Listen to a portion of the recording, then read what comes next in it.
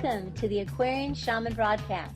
I'm Star Wolf, your shamanic host, and I'm here to teach you how to transform yourself and transform the world. Twice a month, we'll be exploring how to develop shamanic psycho-spiritual practices to support transformation while expanding your energy field in a way that can also support others. Each episode offers dynamic experiential guidance and teachings on how to safely enter a natural altered state of consciousness using the sacred breath. Additionally, we will discuss the importance of integration and grounding this medicine into your everyday life.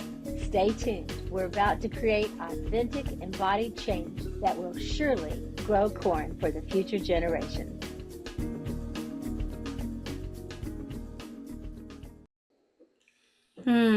Welcome, everybody. Take a nice, big, deep breath, and perhaps you can smell the smudge. You can smell the sage. And you can even light your own if you have some. And for people that this might be a little different or a little strange, or you might not understand, I always like to just say that sage is legal and that it has been changing consciousness for millennia. But it's basically mainly used for healing or for clearing the air. That's where that saying came from. Let's clear the air. And so it's moving things. You can see it symbolically. You can see it concretely, however you wish. But to move out stagnant energies from your energy field, anything you might have collected walking through the city or looking on Facebook or whatever, that you are clearing the air. And then also you are calling to you your helpers, and they ride on the invisible smoke that comes through. And we call in everything that's sacred from all directions, the east, the south, the west, the north, above, below, and last but not least, from the great within, which is our own human hearts, which connect us with Great Spirit and with everything, and especially, hopefully, to our own souls and our own path as Aquarian Shamans, which is this broadcast. And today, I'm really excited to introduce yet again another amazing Aquarian Shaman. And Jane and I are also colleagues. But first, I really just want to let you know a little bit about what her bio says, and then we'll come back and we'll explore Jane a little bit more and what she's up to all the way across the world from here where I am. And she's in Bali, beautiful Bali. Jane is deeply committed to helping others rediscover their inner guide and healer with a grounded, embodied, and trauma-informed approach to spiritual practices, which, by the way, is extremely important if you're going to do shamanic work and breath work with other people. Approach to spiritual practices. She creates safe spaces for deep discovery and transformation. She's a core staff member of Venus Rising, which is my organization, and she is rocketing in that. She serves as a trainer, an apprentice supervisor, a mentor, and is the director of admissions for Venus Rising University. Jane also runs in her spare time a global satellite of Venus Rising. Talk about overachiever here. I'm fortunate to have you. I'll say that. Jane is a shamanic breathwork master practitioner and an ordained shamanic minister through Venus Rising. She is accredited through both the Global Professional Breathwork Alliance and International Practitioners of Holistic Medicine.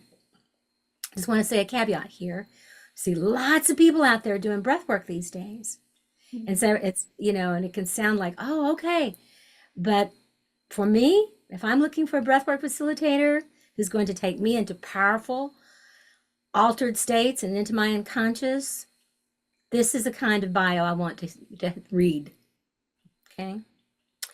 She holds advanced degrees in education, psychology, and a doctorate in shamanic psychospiritual studies through Venus Rising University. Jane is a certified advanced trauma specialist. It's called TRTP. She is a shamanic astrologer, master level Reiki practitioner, advanced theta healer, and certified detox cellular regeneration practitioner. Each of these practices focus on awakening your own inner shaman and healer at all levels, on the physical, mental, and spiritual levels. Beyond her formal qualifications, Jane's work is deeply informed by the wisdom and lived experience of her own transformative journey.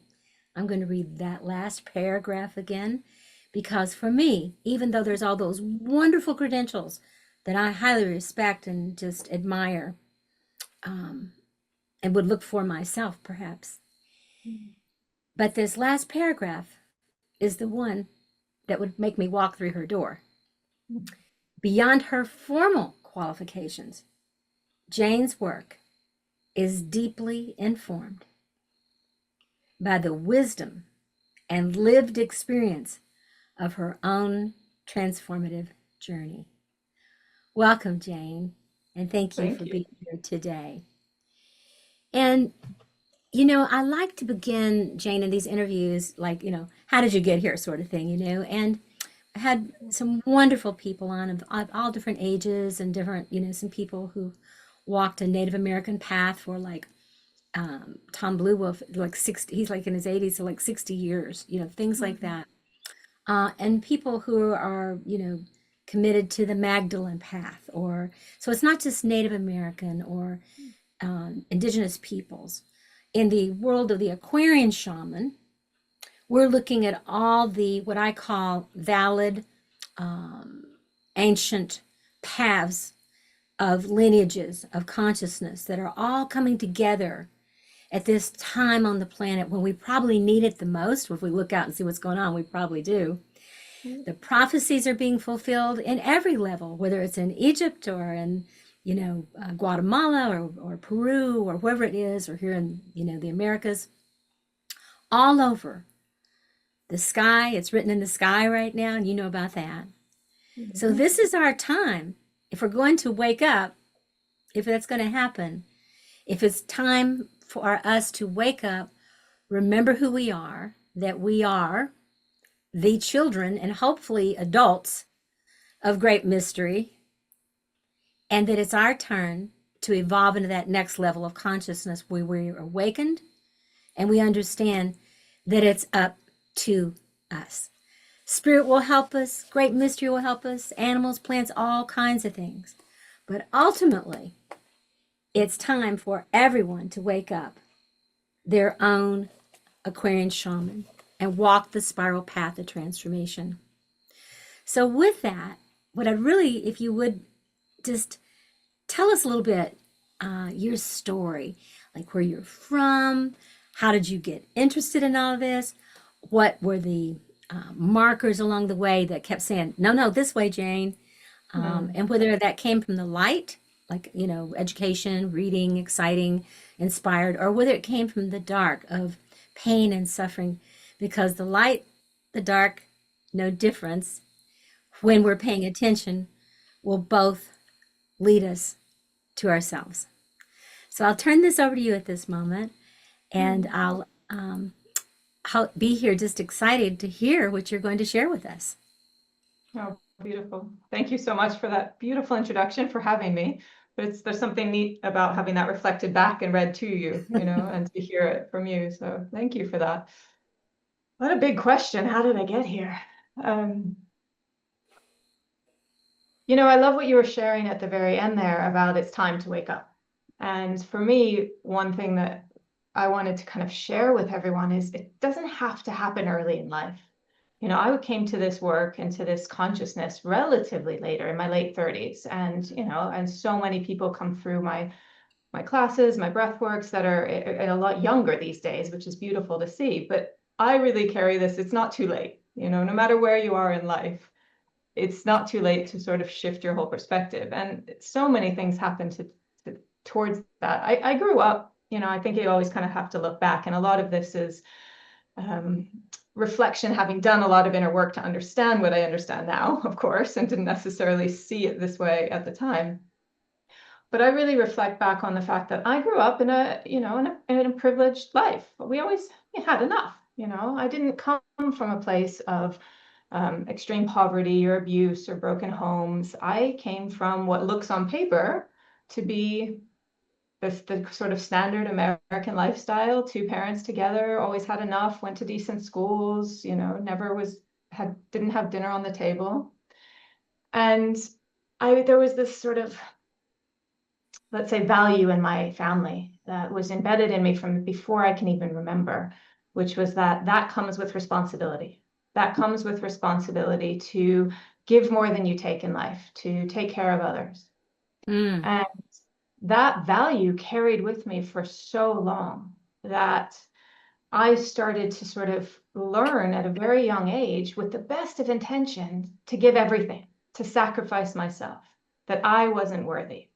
And I embedded these feelings in myself of, who am I to have any pain, have any suffering, to need anything? I have it great. So I learned to kind of like give everything and sacrifice myself and silently sort of drown in resentment as a result. And that led to, sort of many years later, an adult who just was constantly driving and driving and driving and never felt that she was enough. You know, I was never enough. And that led me to just give and give and give. And there's a lot in there, and eventually have a big burnout journey and come to a point where I had, adrenal fatigue, was diagnosed with some ongoing chronic conditions, some thyroid conditions, and eventually still didn't slow down. I didn't understand spirit at the time, Sarwolf. I didn't understand synchronicities. I didn't This has to understand get louder. Oh, and they were screaming, you know. I could tell you a funny story about the snails that were screaming at me, and I was just like, I don't have time for you, go away. And it's like so ironic looking back. But it led to a point where I had a major accident, and I fell down my stairs in the middle of the night, head first, these steep stairs in my home. And that was a turning point, because I was incredibly lucky, looking back, not to have broken my neck or have died. And I really believe that was spirit's final, now or never, Jane. Like, you need to change and listen to what we've been showing you and make some changes in your life. And it was over the next sort of 6 months, where I was bedridden for a lot of that I started unfolding my life and, you know, kind of quit everything to restart. And I went on this walkabout, and I started traveling, and I started just listening. And I don't know even now how I knew how to do that. It was just intuition and inner wisdom that had me following one step to the next, until I ended up in Bali, and until I ended up on a breathwork floor, and eventually on a shamanic breathwork floor, which I was like, this blew me open from the very first session that I had with Levi Banner, one of our colleagues and friends, in Bali. And that was the beginning of starting to understand all the things I didn't understand, starting to understand how I was sort of wearing my martyrdom like a badge of honor. And it took years to understand it was actually survival, and to unpack everything from there. And that I was just this, you know, this little girl that felt forgotten, turned into adult trying to earn love, and built a woman whose reputation was on like confident, like competence, and I can do, and I can support, and I can take care, and you need me, so you have to love me. And that led to so many deep health conditions, and so many, it just wasn't happy. I was drowning in resentment and depression and unfulfillment. And of course, that doesn't lead to the kind of love that lasts and sustains and all the things.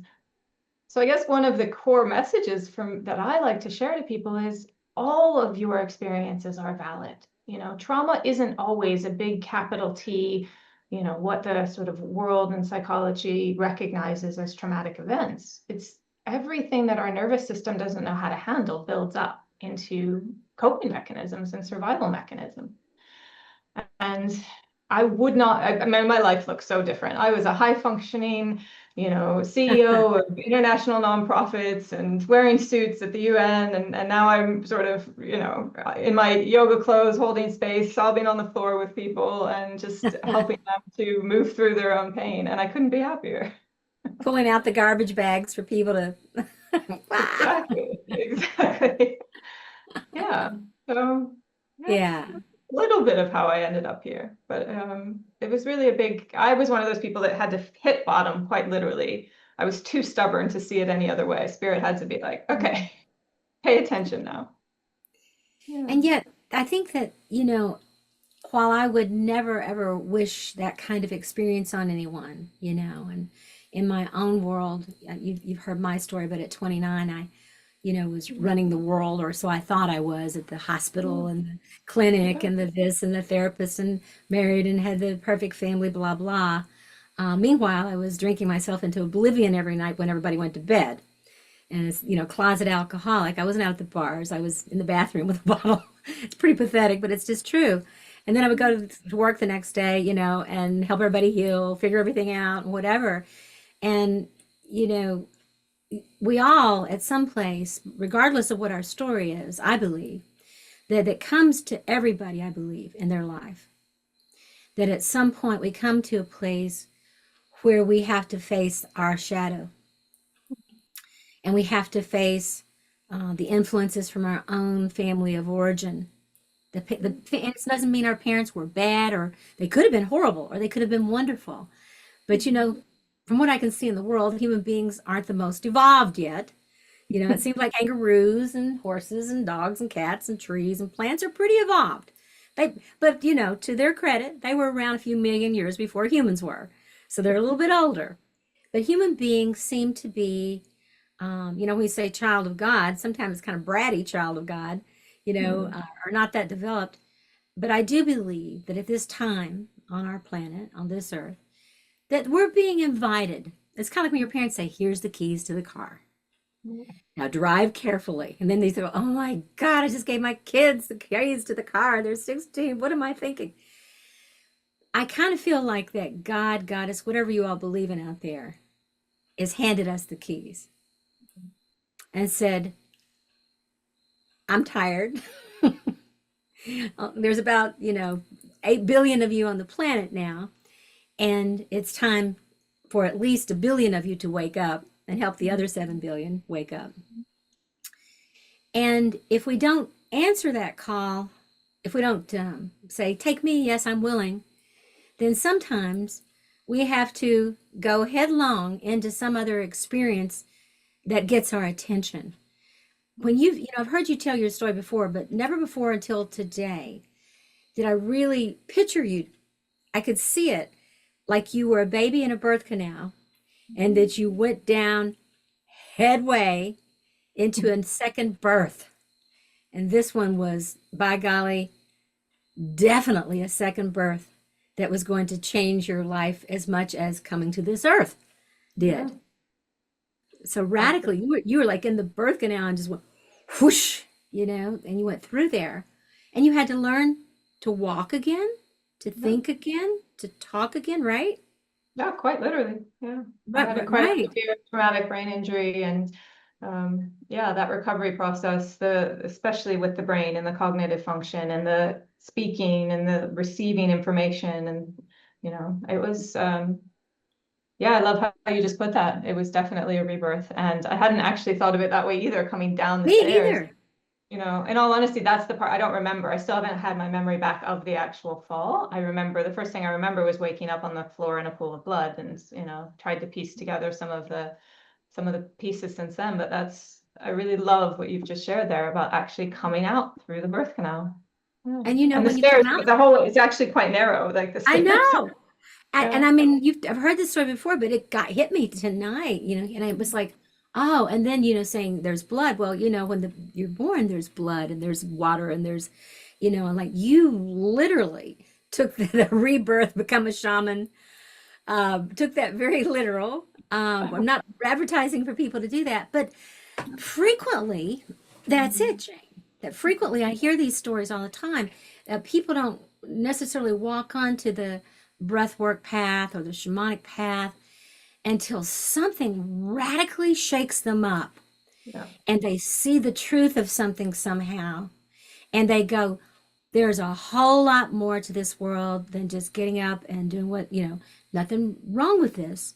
But, to just being a person, going to work, doing this and whatever.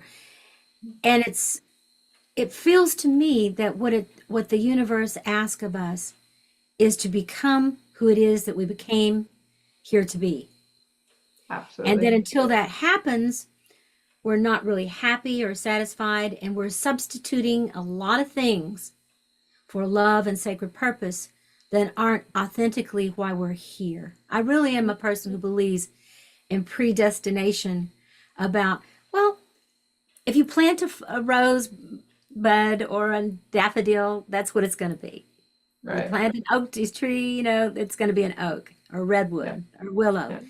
That we are planted here, and there's a certain amount of what we're going to bring forth is there when we come in. Yeah. And then depending on the environment, that will enhance it and affect it.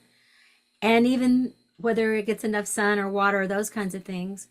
And at some point, we bloom with who it is I believe we're supposed to be. So speaking about that, yeah, speaking about that a little bit more, and I can't get that image now of you there being born. So here you are being, quote, I have a little bit of Baptist in me, as you know, but being in that born again energy, um, it sounds like you got the message, that you got you got the memo, Yeah. and that from there you started doing the things that your soul was calling to you. And can you tell us a little bit more, like after the accident? Afterwards. Yeah. Yeah, you got the Perfect. memo, you know. And I love what you're sharing there, because that's what I speak about all the time in my spaces, is that it's a remembering, Yes. so much of what we're doing is a remembering the truth of who we really are. And I, for the first sort of 35 years of my life, was disconnected from that. And in so many ways that when I look back are really quite stark, that I was living so much in, the sort of mainstream world of how we're indoctrinated by culture and society that life should be. And that remembering has been the greatest gift of my life, no matter how hard and how much of the death that really was. Stepping into the other side is a place that, I wouldn't trade that experience for anything, because it brought me to where I am.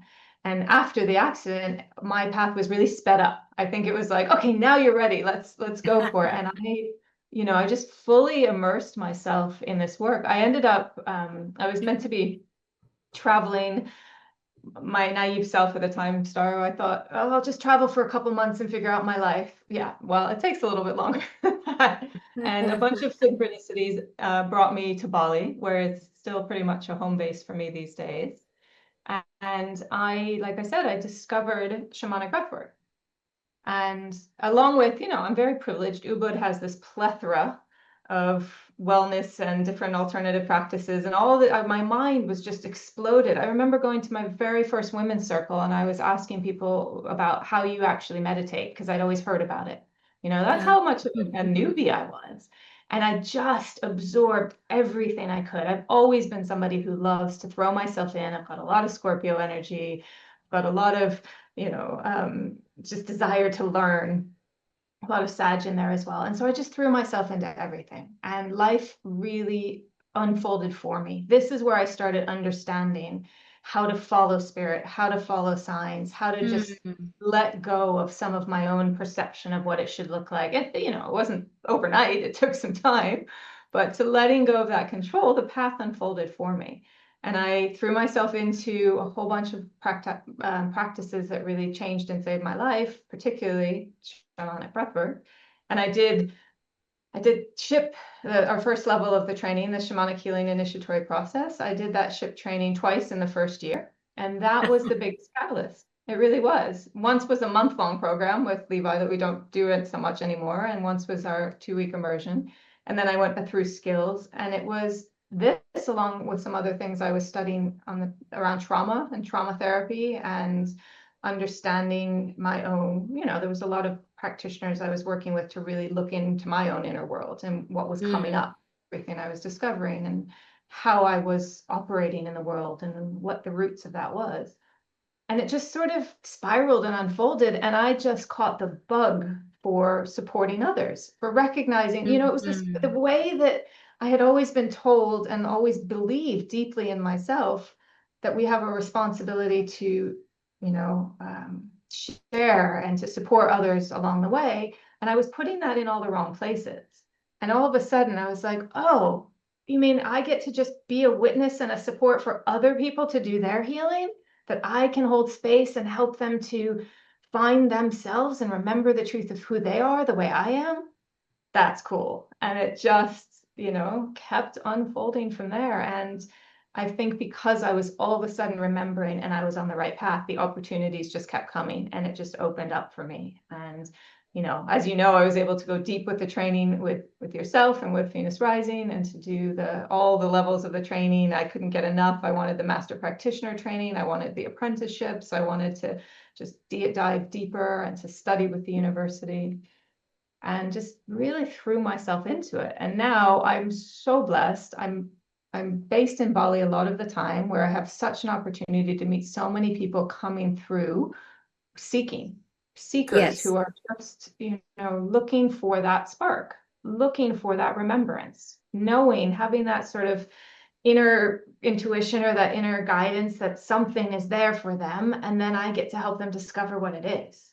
And there's so many people that come through, and I've made it a passion to take this work as much as I can around the world, and to spend time in New Zealand, driving around in my beautiful little van, offering breathworks to different people, to travel with you to many of the trainings. So life has just sort of repurposed itself for me. And I really love holding space for people to move through their traumas and to remember who they are. And by trauma, I love that it's the whole spectrum of pretty much anything that has had an impact on how we show up in life.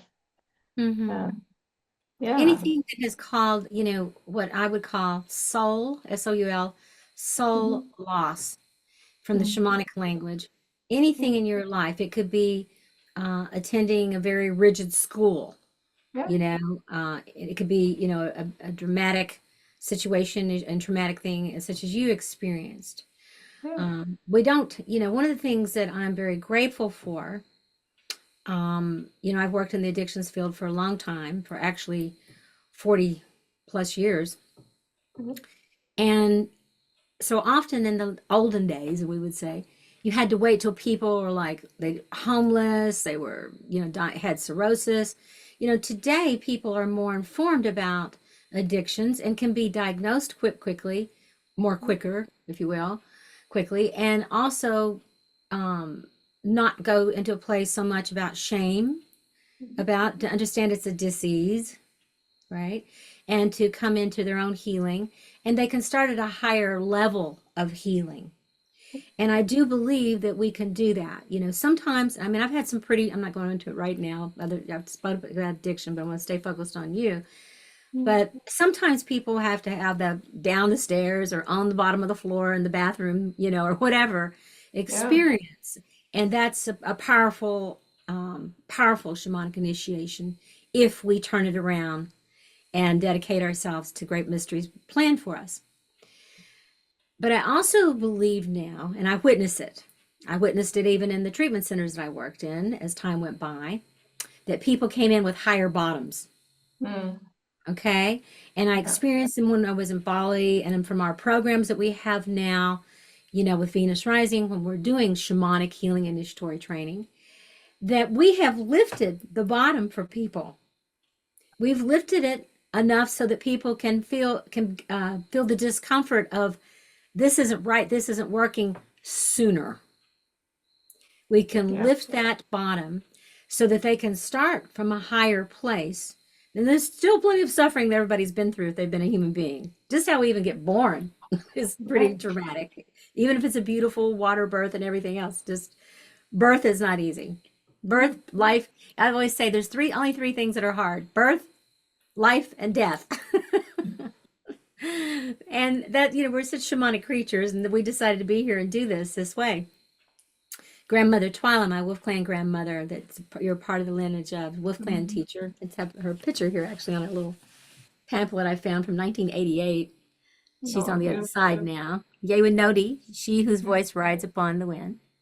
She Beautiful said picture. very cute. She used to say, I wish I was going to be around and see what you're going to do, what everybody's going to do. She said, but I'll be watching over you all and I will see what she said. But she said, you know, I've done what I've done and taught what I've taught. So the path is a little more cleared out for you. Mm. Tag, you're it. Yeah.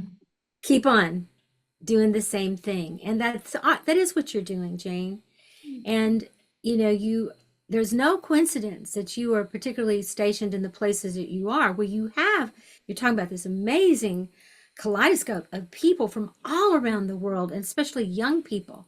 They're not having to wait till they're 35 or 40 or 60. And there's people coming in at that age too, but you're getting all these 20 something year olds. People say, well, they haven't had enough time to be screwed up.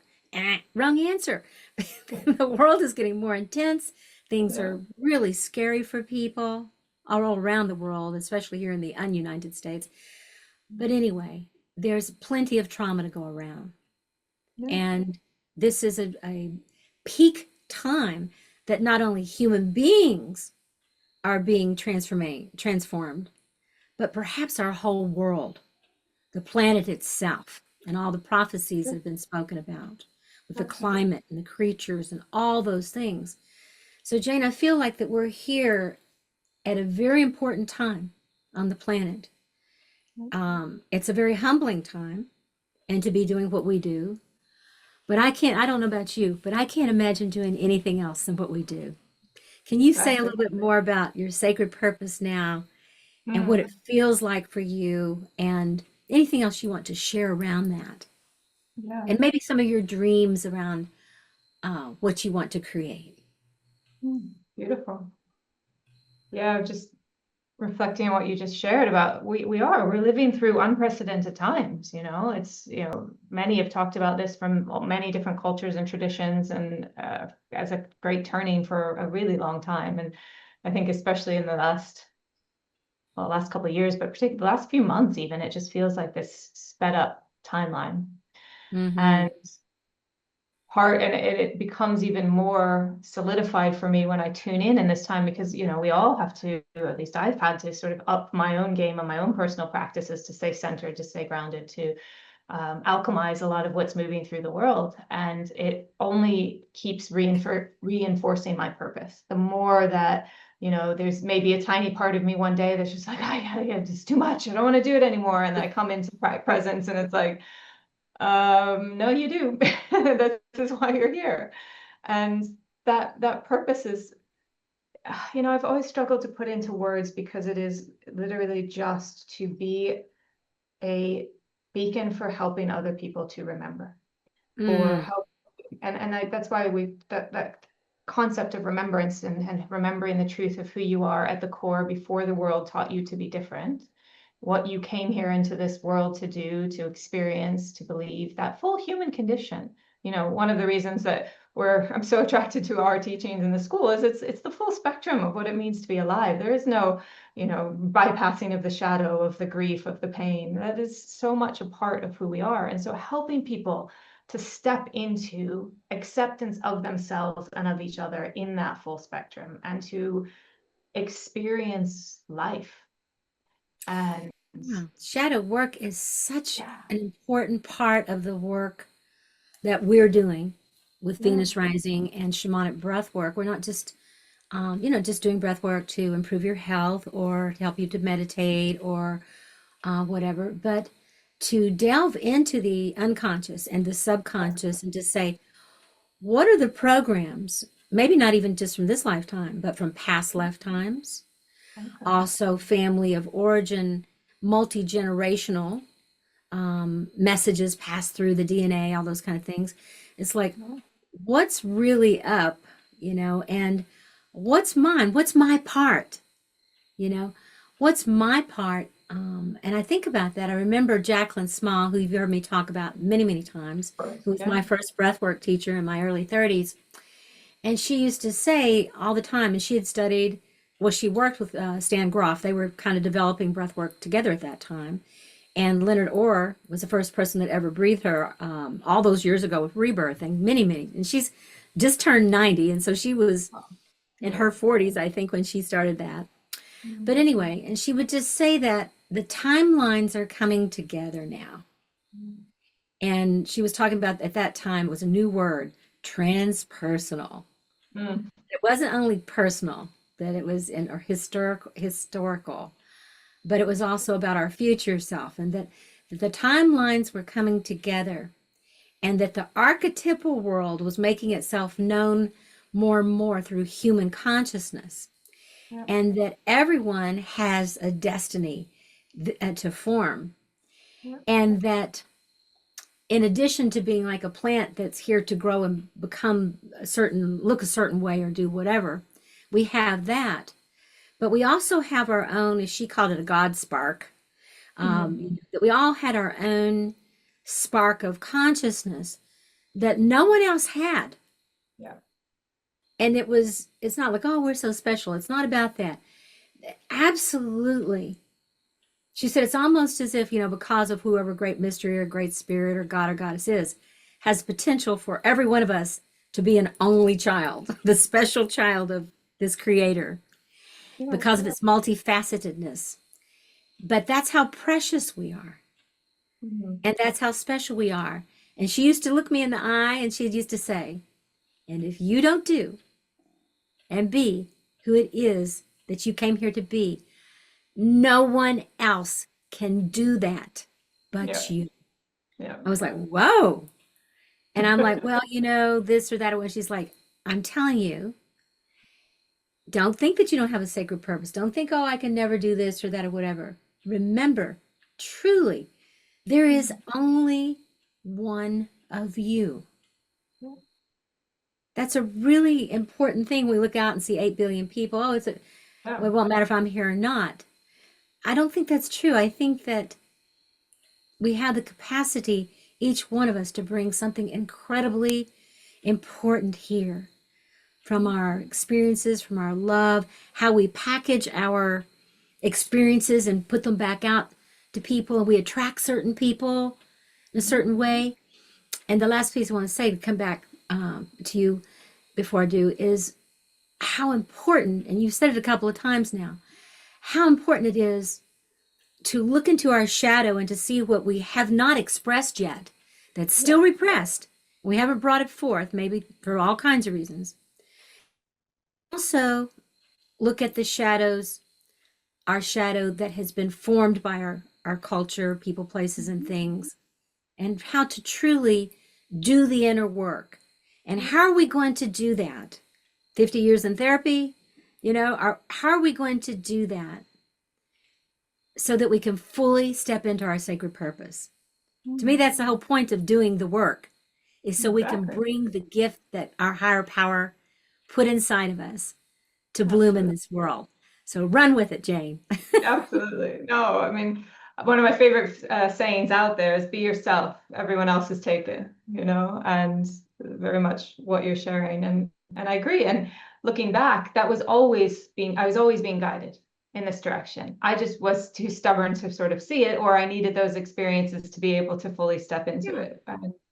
Yeah. And so you asked sort of where I want to take this and my vision and what I'm kind of creating. And again, it is a bit of a surrendering to how it unfolds with spirit. And all I really know is I just want to keep spreading this work in the world.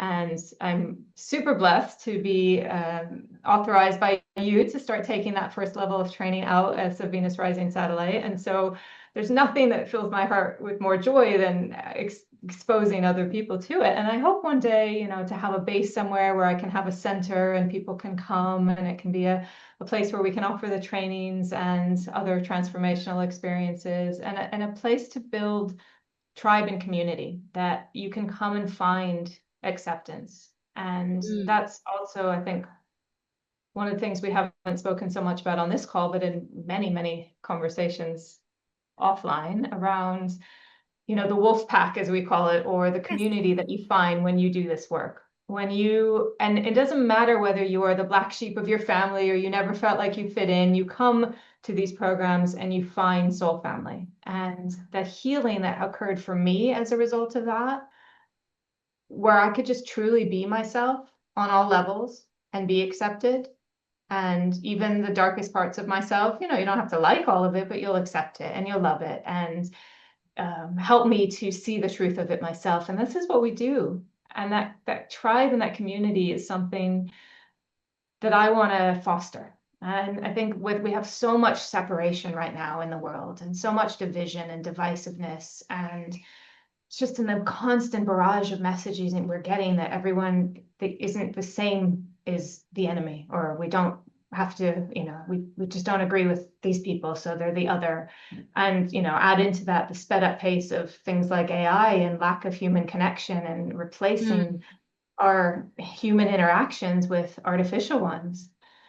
I want to continue being real and being human and being face to face with people as much as possible, and building that tribe. I can travel around the world, and even if I haven't met them yet, if I go and connect with another Wolfie in a town, I instantly have a connection. We've Right. gone through the You've same gone through the work, same things, the same, yeah, speak same the same language. initiation.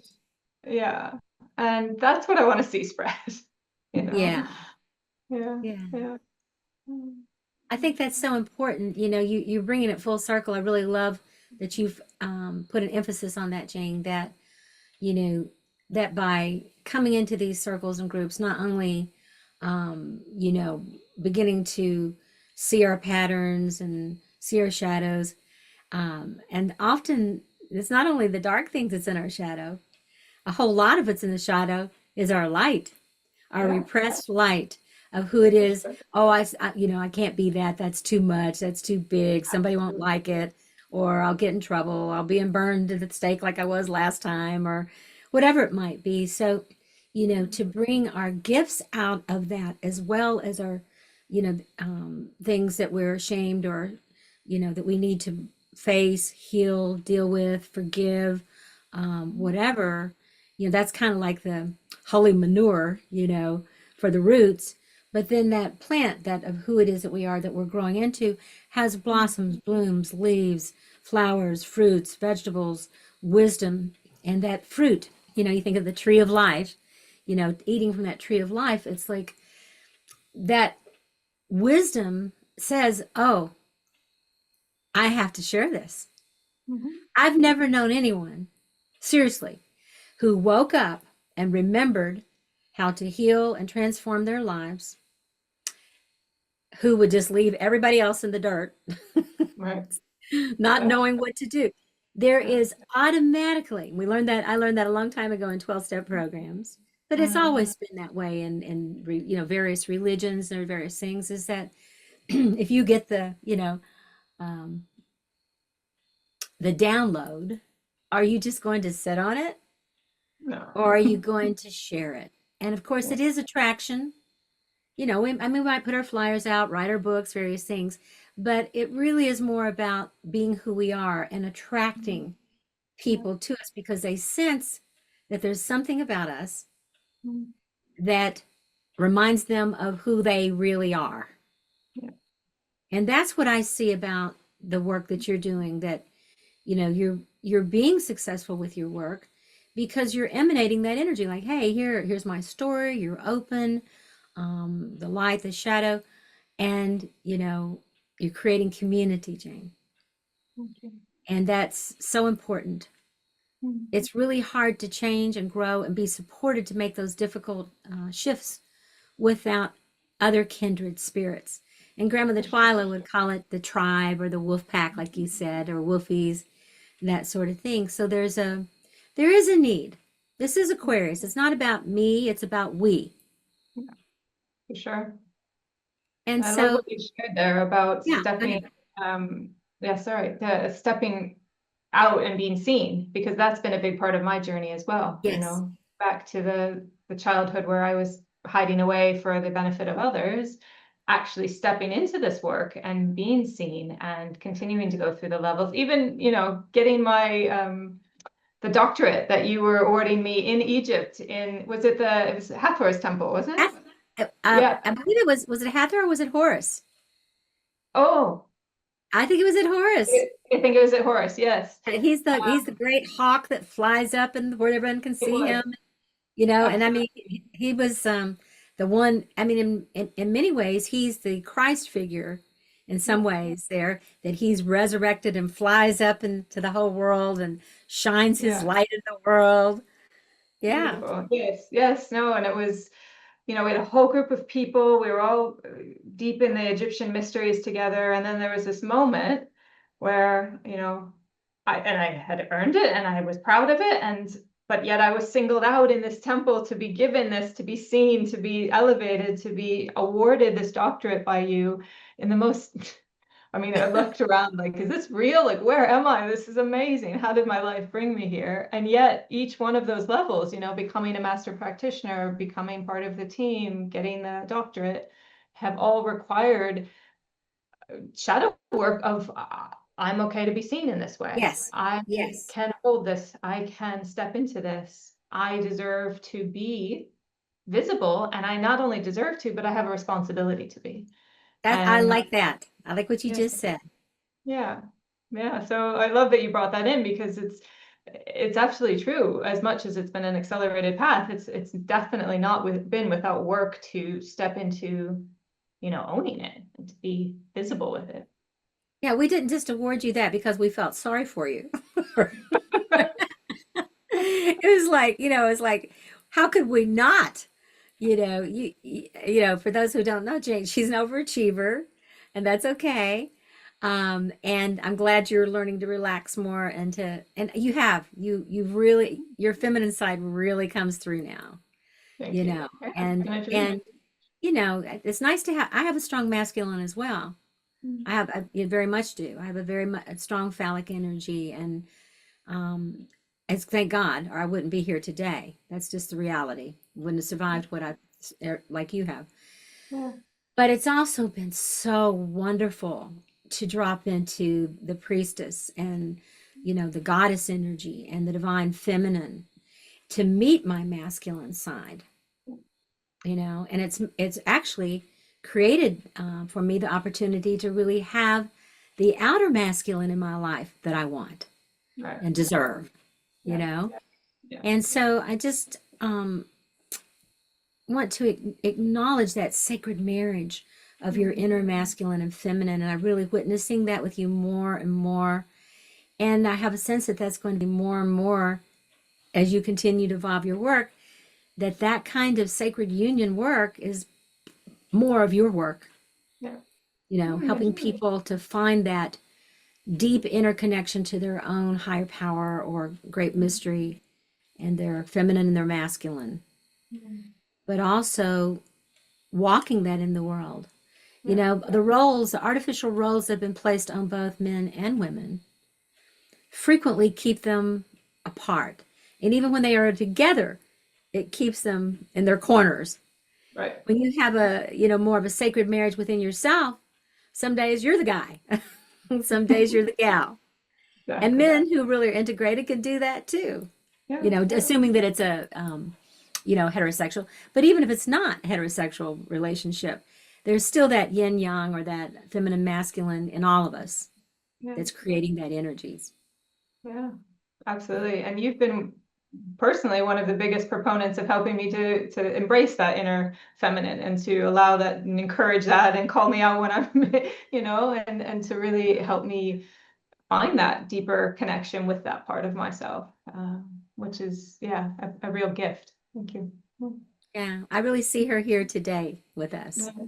I can really Yeah. feel your feminine side today. And I think that it's going to be so inspiring, as people witness this and can hear your journey, Jane. I think, and I go back to A again, all those years ago, that people did all kind of things to heal and change, but it was hearing other people's stories Mhm. that touched them and said, if he can do it or she can do it, I can do it.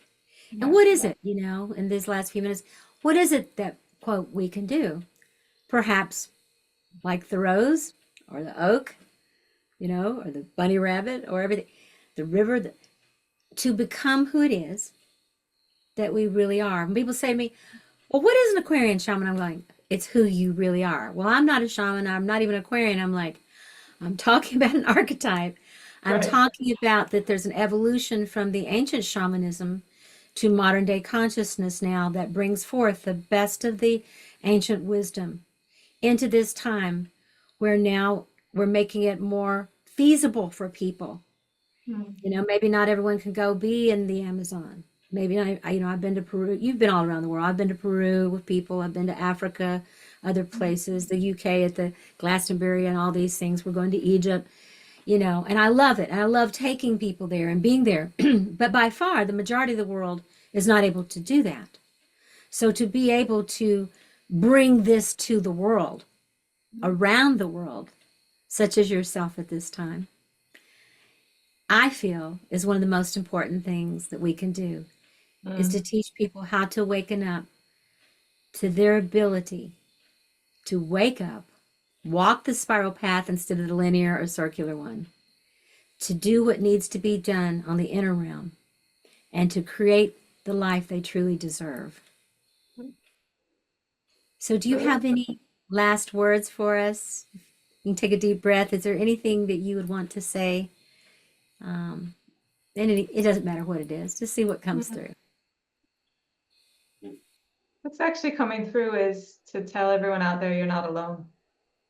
That in these times that we're all going through collectively and individually, that you are not alone, and that there is a tribe out there should you want to discover it, but also you have that truth that we've been talking about inside.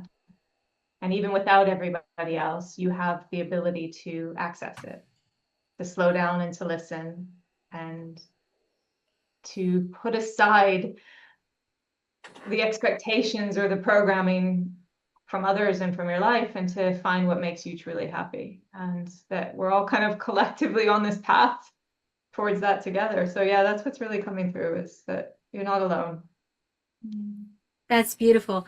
And you know, I'm looking at my blanket that I have on the wall here. It says one breath. You can't see it all the way around because I got my altar there, but it's one breath, one love, one tribe, one breath, one breath. We're all breathing the same breath, right? One love. We're all coming from that same source. And one tribe. Wouldn't it be wonderful, Jane, if all the tribes all around the world, from Israel, the United States, on the other side of the planet, if all the tribes everywhere could remember that we all come from the same source, we all come from one breath, one love, and we are one tribe. And maybe someday, this lifetime or another, we'll continue to do this work still, the sacred work that we do, to help birth that consciousness, to truly birth the Aquarian Shaman energy on this planet. I want to thank you today for being here, for being with me, for being with me in the world doing this work. I look forward to seeing you. I think we're probably going to end up seeing each other sooner than what we think, maybe at some point. Yeah. Well, thank you so much for having me. And I definitely hold that prayer and that vision for the world with you. So if there's anybody out there in Bali land, give them a hug for me, and hope to see you soon. It won't be too long, hopefully. And I love you, and I appreciate you, and thank you. Thank you for carrying this lineage forward, Jane. I know that long after I'm gone, hopefully, that you will still be rocking and rolling with the breath work and everything else. Okay, dear one. Love you so much. Love you. Thank you.